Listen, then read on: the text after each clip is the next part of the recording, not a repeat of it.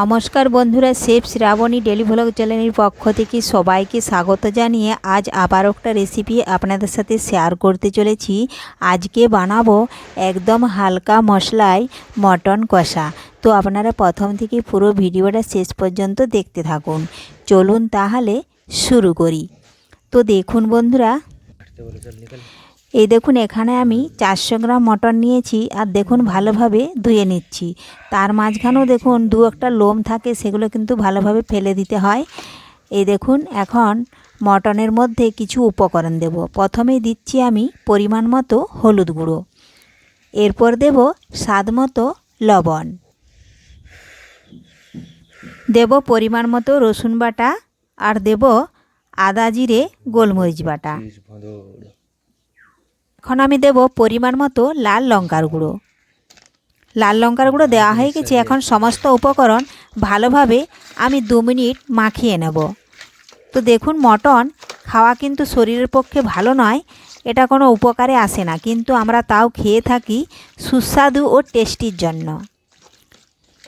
তো দেখুন বন্ধুরা, মাখানো হয়ে গেছে। এটা এখন এক সাইডে আমি রেখে দেব। আর এদিকে দেখুন আজ রান্নাটা করব আমি মাটির উনুনে। দেখুন কড়াই বসিয়ে দিয়েছি, আর কড়ার মধ্যে আমি সরষের তেল দিয়েছি, কিন্তু পেঁয়াজ ছাড়াই রান্না করব, পেঁয়াজ দেব না। তেল ভালোভাবে গরম হয়ে গেলে ফোড়নে দেব আমি 2টো তেজপাতা।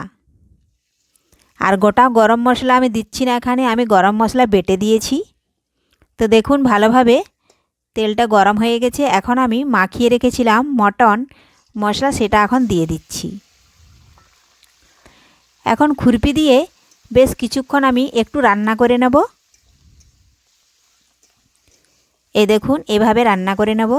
আর পেঁয়াজ দিচ্ছি না, কারণ পেঁয়াজ যদি দেওয়া হয় তাহলে কিন্তু অনেকটাই গ্রেভি হয়ে যাবে, এতে কিন্তু মটনটা খেতে ভালো লাগে না। একদম হালকা মশলায় বলেছি রান্না করব, এজন্যই আমি পেঁয়াজ দিলাম না।